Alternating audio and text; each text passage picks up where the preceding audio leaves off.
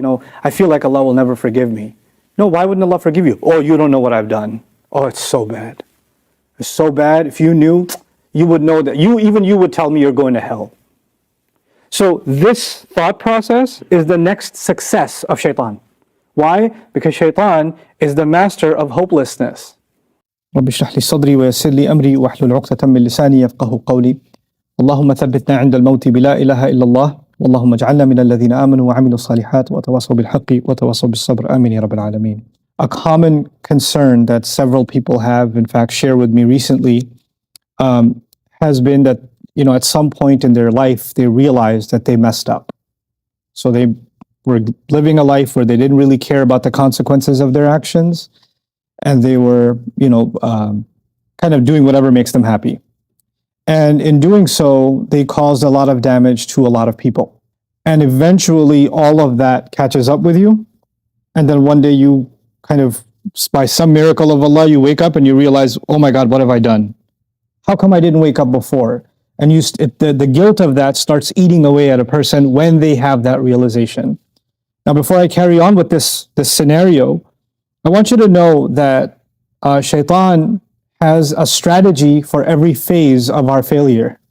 Like he doesn't cause a human being to fail in one step. He wants the human being to fail in subtle stages, right? So in the beginning, his job is to make something really bad seem not so bad. So even if it's a major sin and it's something totally evil, he'll say, come on, you're just human. Everybody does this. It's okay, you just slipped up. It's not you, it's somebody else who made you do this. So he feeds you all this stuff where it's not me, it's somebody else who's making me do it. So it's their fault, it's really not mine. They're the reason that I'm falling into this haram or this evil. And this is why I'm lashing out, and this is why I am the way I am. And so once he does that, then it becomes easy for you and me to take whatever wrong action we were going to take, if we fall into that trap, if you fall into that kind of thinking. Because honestly, the real danger isn't the wrong action. The real danger is the thinking that happens before that action. This is why the Quran emphasizes a lot, أَفَلَا تَعْقِلُونَ. Don't you use your intellect? The thought process that we engage in every day, the thoughts that we have every day, Allah guides them. Because if you don't guide your thoughts, the next thing that will happen is misguided behavior. The actions will be misguided. So this thought process, the Shaitan is very good at filling your head with the thought process, and you can accept it or reject it, just like, junk mail, or just like, ads that you don't want to watch. You could choose to click on it and engage, or you can ignore it. The thought will come, but you have to have the ability, and I have to have the ability to dismiss that thought. Then the next thing that happens is one of two. Shaitan has scenarios. In military strategy, they say we're going to make this attack. If A happens, then we'll have this strategy. If B happens, we'll have this strategy. So Shaitan knows that not all human beings respond to failure or sin the same way. Some people fall into sin and then they become addicted to sin and they keep on doing it. So he's like, well, this guy's on autopilot, so I don't have to worry about this anymore. He's doing my job for me. She's doing my job for me, so she can just carry on, right? There are other people who do sins continuously, but at one point or another, they wake up. And this is a problem for Shaitan. This is a real problem for him. Why? Because this person was paving their way towards failure so they can meet Allah Azza wa Jal in loss, and now all of a sudden they've woken up and they feel bad about what they did. This is not a good thing. This is the first sign that this person wants to return back to Allah. So what do you do with this person? What is Shaitan going to do with this man or woman who decided to wake up, or who Allah put something in their heart and they woke up and they feel horrible? Well, Shaitan has a plan B and C. And his plan B is to now instill you with hopelessness. Now he can tell you, hey, you messed up so much. You're such a terrible human being. Look at all the people you hurt. Look at all these years you've been doing these sins.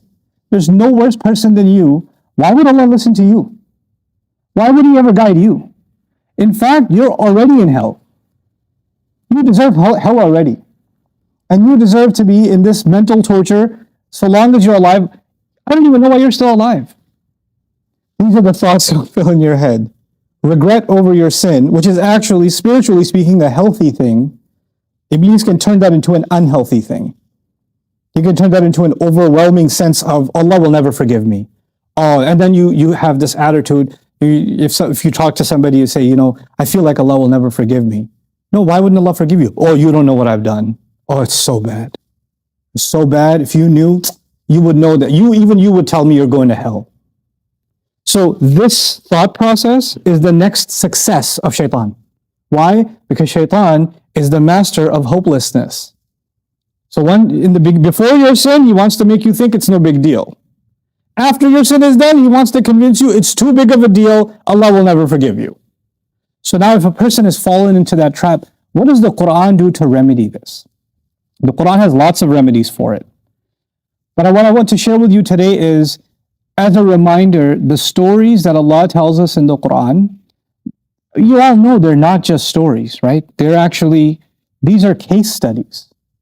It's the same Rabb that was the Rabb of Adam alayhi salam, that's my Rabb. The story of Habil and Qabil, or if it's the story of Ashabul Kahf, or if it's the story of the two gardeners, or if it's the story of Musa alayhi salam or Isa alayhi salam, how Allah is dealing with people is He telling us this is how He operates. When people do this, this is what Allah does. And this is how these people interact with Allah.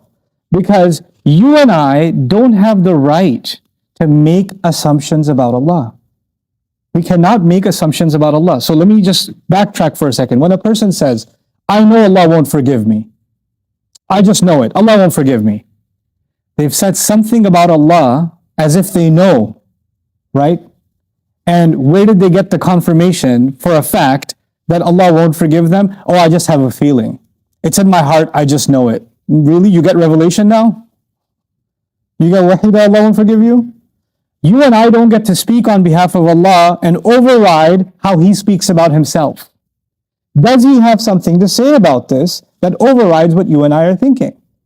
So let's first take the scenario of sinful people. One of the most sinful people mentioned in the Quran, if not the most sinful person, would be Fir'aun. I mean, if there's any crime that you can think of committing against Allah and against humanity, Fir'aun is your role model for evil, right? And Fir'aun, you would think, so many sins and so many murders and so much arrogance, later he should be at a point of no return. There's no way this person can be redeemed. There's no way this person should have a chance at forgiveness. This person should just be destroyed. That's all there should be. But when Allah sent Musa alayhi salam to Fir'aun, He didn't send Musa alayhi salam to Fir'aun to destroy Fir'aun, to punish Fir'aun. In fact, Allah sent him to Fir'aun to remind Fir'aun. And then He said there's potential he could actually maybe even be affected by this reminder, and he might even become a God-fearing person. لَعَلَّهُ يَذَّكَّرْ أَوْ أَنْ يَخْشَى. Now that's pretty wild. Because a person who's literally killed babies, who's enslaved entire nations, who's declared himself a god, who meets every check for, highway to hell. If you check marks every category. This guy's the number one candidate for the kind of person who should be in hell. And Allah tells Musa alayhi salam, after all of those crimes and years of them, Allah tells Musa alayhi salam about this old man. By the way, Fir'aun is an old man. So it's not like, oh, he's young, he can change. No, he's lived a whole life of doing this stuff. And you know what we say about old people? They're set in their ways. It's too late for them. They are how they are. How can they ever change? And Allah tells Musa alayhi salam, even there's a possibility he can benefit from the reminder, and he might become somebody fearful. Even though we know how the story turns out, these words are important, aren't they? Allah is telling us something not just about Fir'aun, but about human beings. You could have done and the kinds of sins, the kinds of bad, that it shakes you to even talk about it. Like you're so embarrassed by it, you can't even talk to another person about it. That's how bad it is what you did. That's how embarrassing it is. That's how humiliated you are even inside yourself. Shaitan's got you so good, you even have a hard time telling Allah, opening up to Allah about it. And even if you do, the moment you open up to Allah, you're like, I really did this? How can I even be talking to Allah? Why? I sound so stupid. Allah is not going to forgive me. Just look at what I've done. Look at what kind of person I am. And Allah Azza wa Jal does not allow, He does not allow a human being to give up hope on themselves. He doesn't do that. He didn't even give that seal onto Fir'aun. He didn't do that. Then when people have a predisposition, they say, no, Allah won't forgive me. Then they open up the Quran and they only look for confirmation of their own wrong assumption. So they say, oh, Allah says about some people, their hearts are sealed. See? That must be me. He's talking about me because it says, في قلوبهم مرض or فطبع على قلوبهم ختم الله على قلوبهم. Allah put a seal on their heart. Allah sealed their heart. There's a lock on their heart. That's talking about me. See, my heart is locked. The amazing thing about the people whose hearts are locked in the Quran over and over, you know what Allah says? فَهُمْ لَا يَعْلَمُونَ فَهُمْ لَا يَفْقَهُونَ فَهُمْ لَا يَشْعُرُونَ. They don't even know. They don't even know their hearts are locked. They don't even know their hearts are sealed. So when you come to me and tell me, I know my heart is sealed, then you can't be from this category because the people whose hearts are locked have no idea that their hearts are locked. That's what Allah says. So this self-deprecation, attacking yourself, hating yourself, putting yourself in this hellish category, this is all Allah didn't do this to you, you did this to yourself. And Allah's words, if you want to misuse them, you can justify that.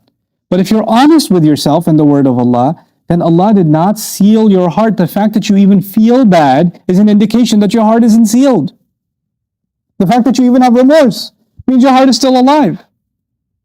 Then there's the matter of why would Allah forgive me though? I mean, like I said before, if you knew what I've done, there's no way Allah would forgive me. This is way too much. And what about all those people that I hurt? Even if I do good deeds now, on Judgment Day they're going to come, hey, Ya Allah, that Hajj this guy did, you know what he did to me the year before? I'll take the Hajj credits. You know, and the other 30 Ramadans he had after that, I'll take all those fastings because this guy robbed my business. He humiliated me. He ruined my reputation. He destroyed my family. He did this. She did this. I'll take all her good deeds. Thank you very much. So this person's like, what's even the point of me doing any good deeds now? Because they're going to take it all anyway. Like, I'm stuck. There's no point. These are the kinds of thoughts Shaitan wants to plant in your head he wants to close your path to even doing any good deeds. He wants to close that road. I want you to understand something. One of the worst things, if not the worst thing you can do to somebody is kill them. And in the same story, Musa alayhi salam killed a person. فَوَكَزَهُ مُوسَى فَقَضَى عَلَيْهِ. He killed a person. I mean, if you're talking about violating another human being's rights, the ultimate right we have is a right to live. And he violates that right, alayhi salam. And when he does it, then even though there's lots of things to learn from that incident, just one thing. He wasn't even a prophet yet. The incident of Tur has not happened yet. He hasn't gone up to the mountain and have a word with Allah. None of that has happened yet. He's just a believer right now. He's a mu'min. But he's not a Rasul yet. And when he does this, he says, Rabbi inni zalamtu nafsi faghfir li. My master, I have done wrong to myself. Before I get to the next part, I have done wrong to who? Myself. This is different from inni zalim. I'm a wrongdoer. I've done wrong to myself. This is a very important distinction. Because if you say inni zalim, you have identified yourself as a wrongdoer. This is who I am. This is my identity. I am a wrongdoer. But when I say I have done wrong to myself, you have identified an action. The action is bad. And that action's first victim, the victim was someone else, the guy who died. So you would think, Musa alayhi salam would say, Rabbi inni zalamtu ahadan. I wronged somebody else.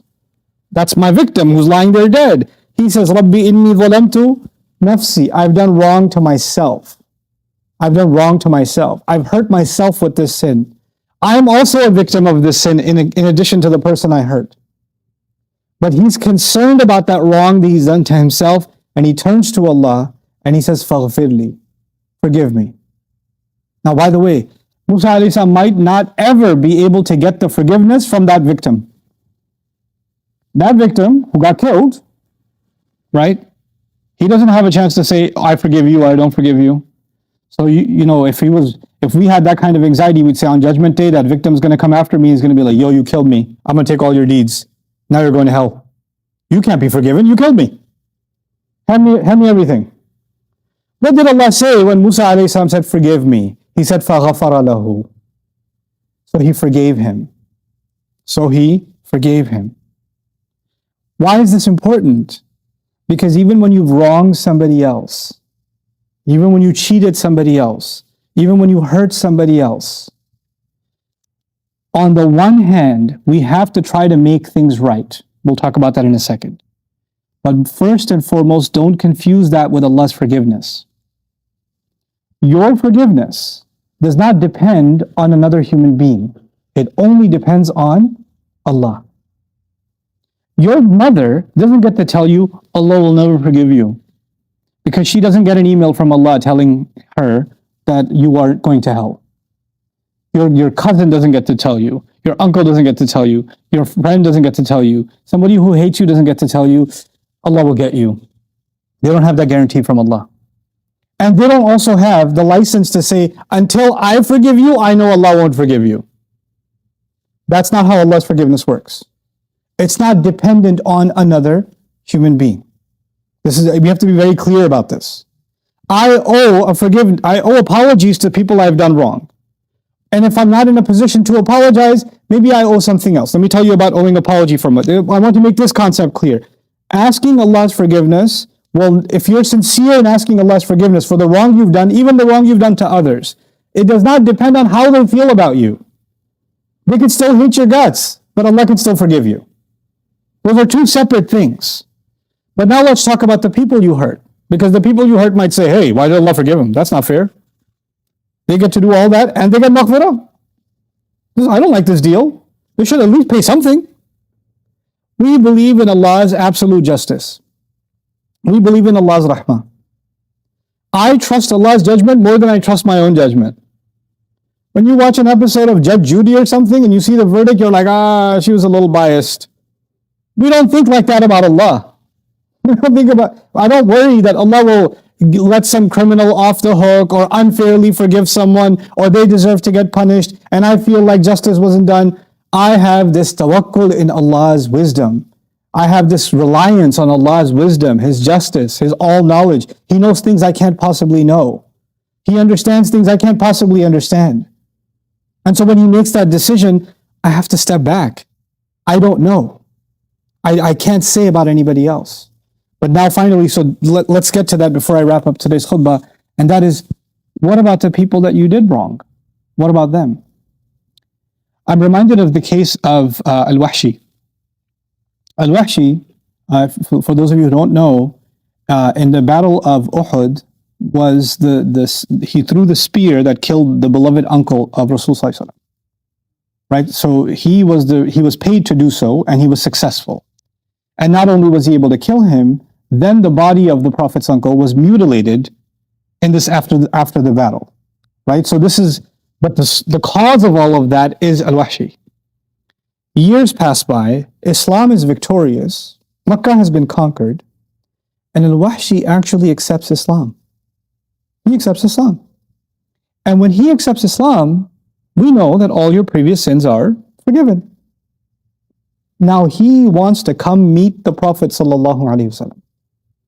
But the Sahaba remember him.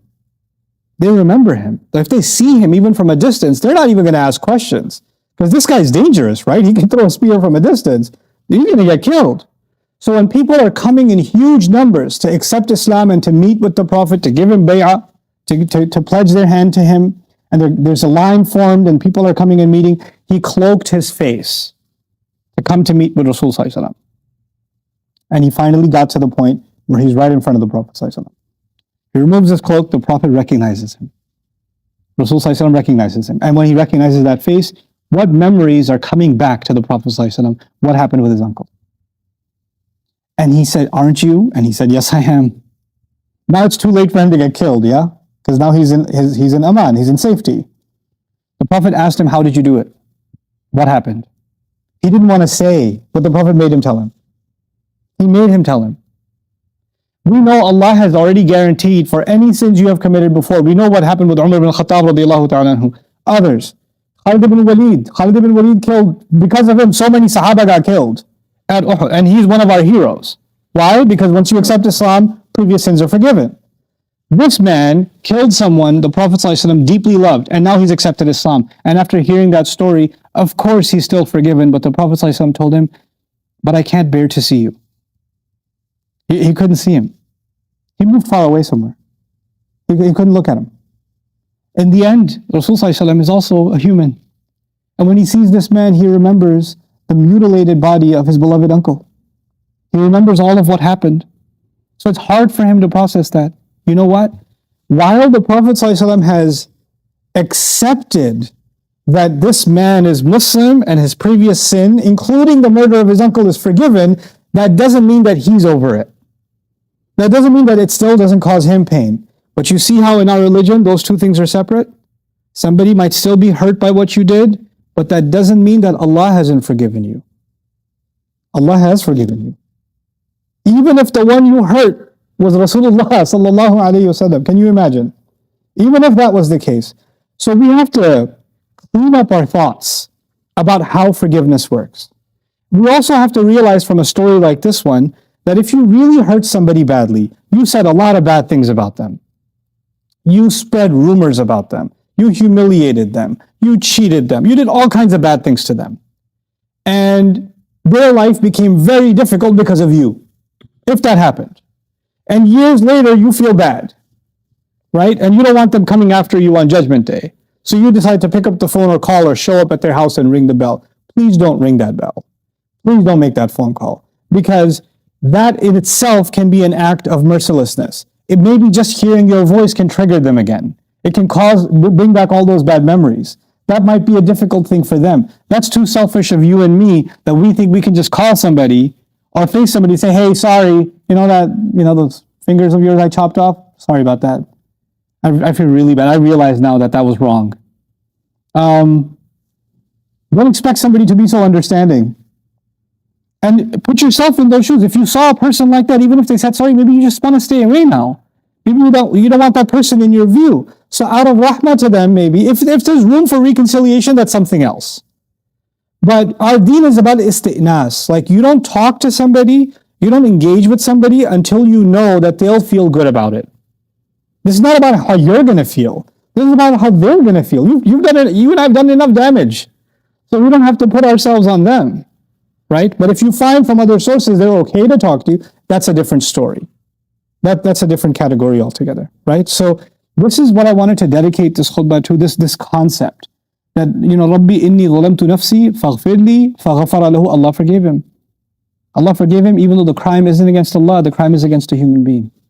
So when we do wrong, when we seek Allah's forgiveness, if we fall into hopelessness, I know I said that's the last thing, but I forgot this and it's critical. If you don't get out of this hopelessness, if you find yourself in this situation and you don't get out of this hopelessness, then you know what's going to happen next? Two things. What's the point of me doing any good now anyway? I'm going to go to hell anyway. And I can't even live with myself. I don't even want to think about myself. I hate myself. And you hate yourself so much that you want to do an activity that makes you forget about everything. And you know what those activities are? Pretty much all of them are haram. Every one of them is haram. So you'll become addicted to evil activities only because that becomes an escape for you. That can become a very addictive escape because you can't live with yourself. I can't bear the thoughts, the memories, the burden of my previous sins. But Allah removed that burden from us because He gave us the door of tawbah. When your tawbah is sincere, your heart is resentful, you're full of shame, and you turn to Allah and you beg Allah to forgive, and you make a commitment to Allah that you will do your utmost best to never fall into that trap again, then it's over. Then you don't have to relive that sin over and over again. That's what Shaitan would want you to do. Now it's time for you to do right. Replace that bad with good things instead. So I pray that Allah Azza wa Jal helps us come out of that cycle of negativity, those of us that are suffering from it, and those of us that may be suffering from it silently. They haven't told anybody. They're too ashamed to tell anybody. Maybe these words can be of some benefit to them, that they can find that there's a way for them to come back to Allah and really find a way to honor themselves again. You know, Allah has honored human beings and Shaitan wants to see us humiliated. And if Allah has honored human beings, just like I need to honor you and honor you and honor you, I also have to honor myself. It's not okay for me to humiliate myself either. Don't degrade yourself. May Allah Azza wa Jal make us those who honor others and honor ourselves for what Allah has given us and allow us a way back to make healthy tawbah to Him. بارك الله لي ولكم في القرآن الحكيم ونفعني وإياكم بالآيات والذكر الحكيم.